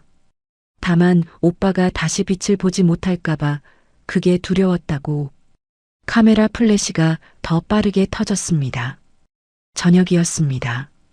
왕궁 대연회장이었습니다. 천장 높이가 15m, 수십 개의 크리스탈 샹들리에가 천장에 매달려 있었어요. 붉은 카펫이 입구에서 단상까지 50m를 이어졌습니다. 하윤이가 하얀 드레스를 입고 대기실에 앉아 있었어요. 마야가 골라준 옷이었습니다. 어깨가 드러나지 않는 단정한 디자인, 허리에는 은색 띠가 둘러져 있었죠. 머리는 곱게 올려 묶었습니다. 진주 장식 핀이 머리에 빛났어요. 문이 열렸습니다. 마야가 들어왔어요. 하윤이의 손을 잡았습니다. 시간이라고 속삭였죠. 하윤이가 연회장으로 걸어 들어갔습니다. 100명이 넘는 사람들이 일어나 박수를 쳤어요. 하윤이의 다리가 떨렸습니다.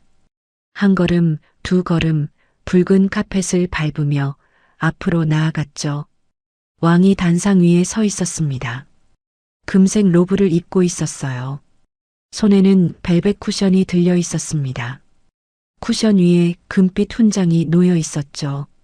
팔각형 모양, 다이아몬드가 박힌 왕실 최고 명예 훈장이었습니다. 하윤이가 단상에 올랐습니다. 왕 앞에 섰어요.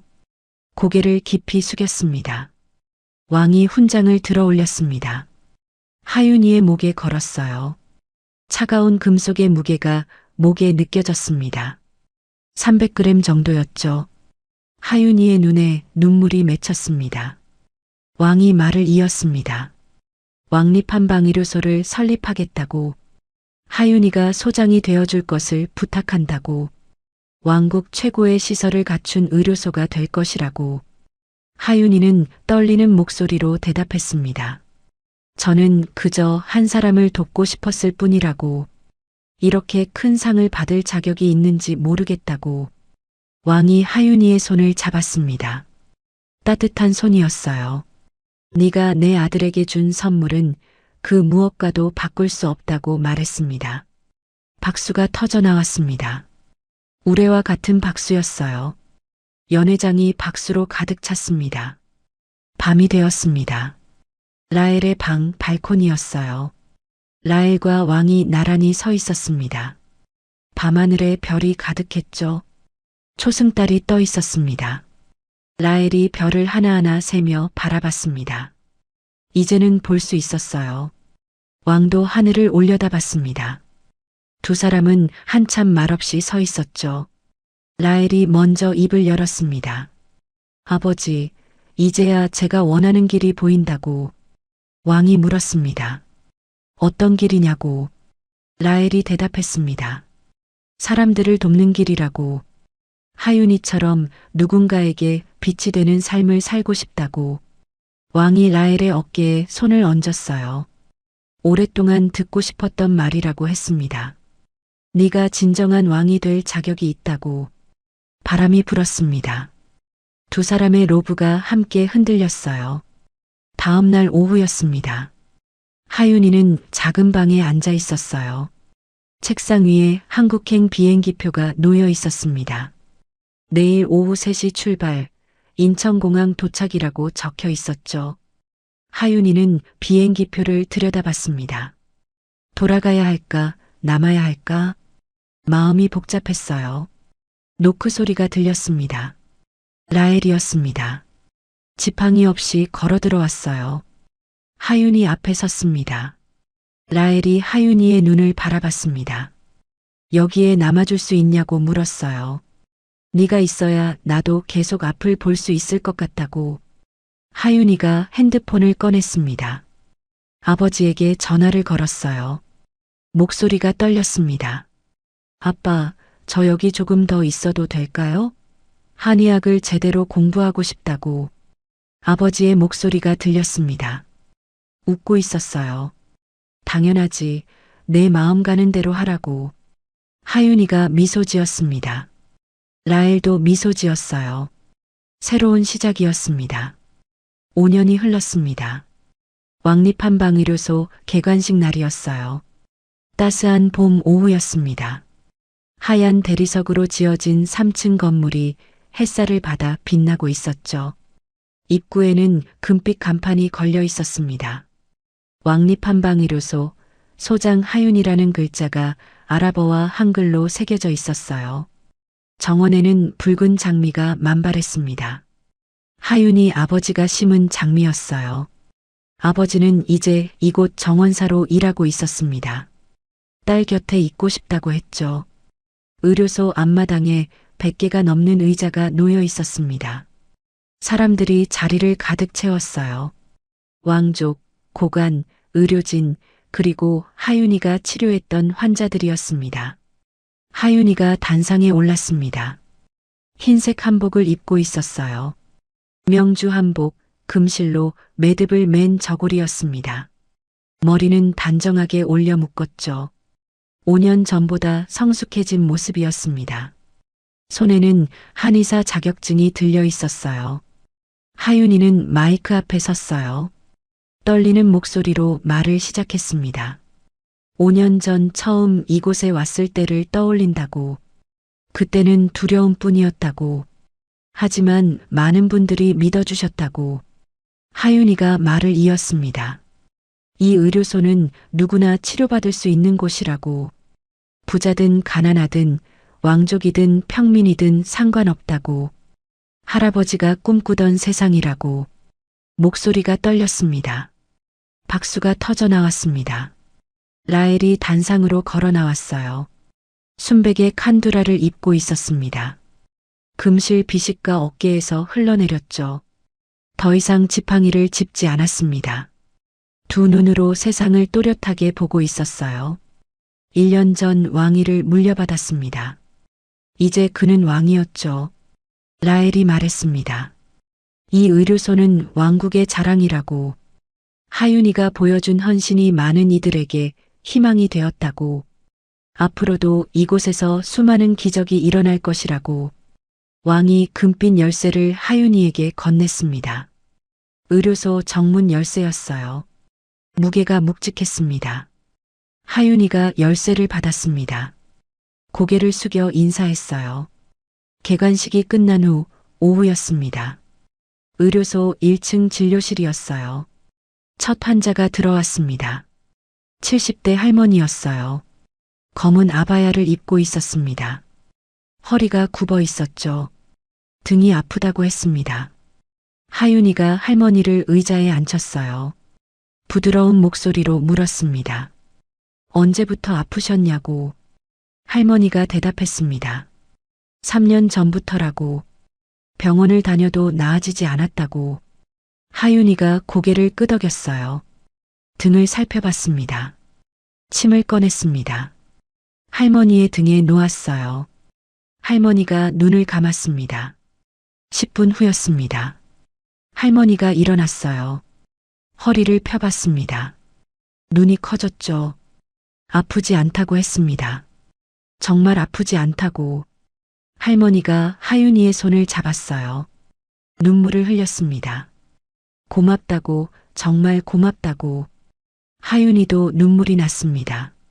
할아버지가 했던 일을 이제 자신이 하고 있었어요. 저녁이었습니다. 의료소 옥상 정원이었어요. 가로 10m, 세로 15m 크기의 작은 정원이었습니다. 허브가 자라고 있었죠. 라벤더, 로즈마리, 페퍼민트, 침 치료에 사용하는 약초들이었습니다. 하윤이가 벤치에 앉아 있었습니다. 노을을 바라보고 있었어요. 아버지가 다가왔습니다. 하윤이 옆에 앉았죠. 아버지가 말했습니다. 할아버지가 보시면 정말 자랑스러워 하실 거라고.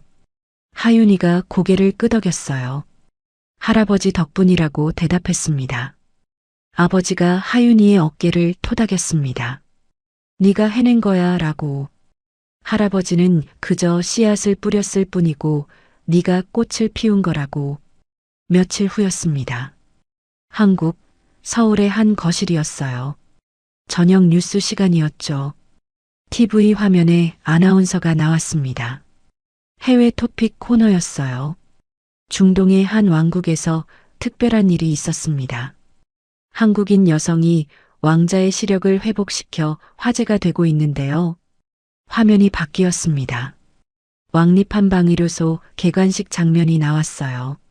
하윤이가 흰 한복을 입고 단상에 서 있는 모습이었습니다. 정하윤 씨는 침술로 시각장애를 앓던 왕자를 치료했고 현재 왕립한방의료소 소장으로 일하고 있습니다. 화면에 하윤이가 환자를 치료하는 모습이 나왔어요. 정 씨는 그곳에서 한의학을 공부해 대학을 졸업했고 전문 한의사 자격을 취득했습니다.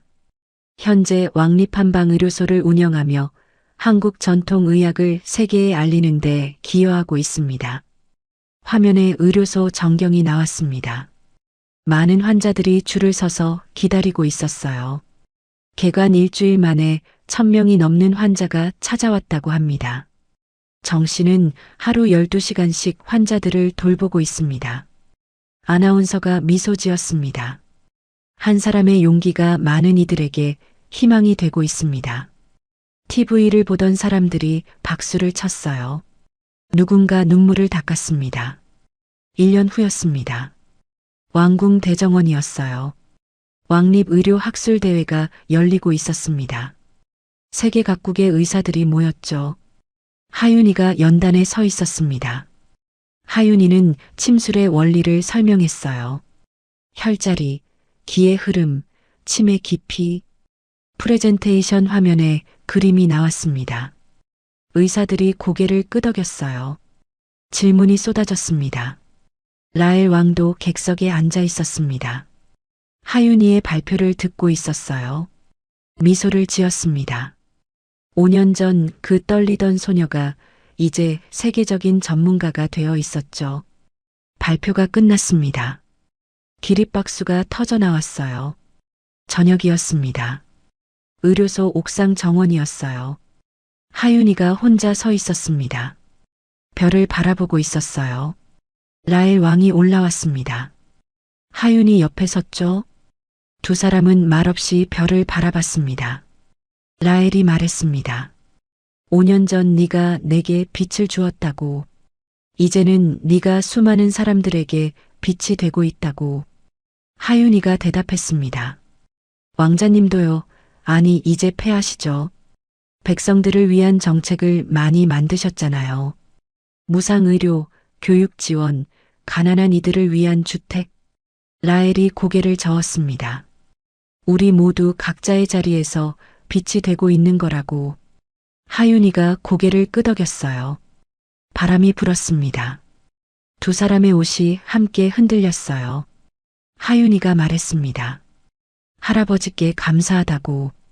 할아버지가 보여주신 길을 걷고 있다고. 라엘도 고개를 끄덕였습니다. 우리 모두 누군가의 빛이 될 수 있다고. 달빛이 두 사람을 비추고 있었습니다. 의료소 1층에서는 야간 당직 의사가 환자를 돌보고 있었어요.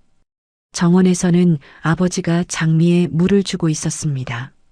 왕궁에서는 불이 꺼지지 않았죠. 라엘 왕이 백성들을 위한 일을 하고 있었습니다. 각자의 자리에서 모두가 빛이 되고 있었습니다.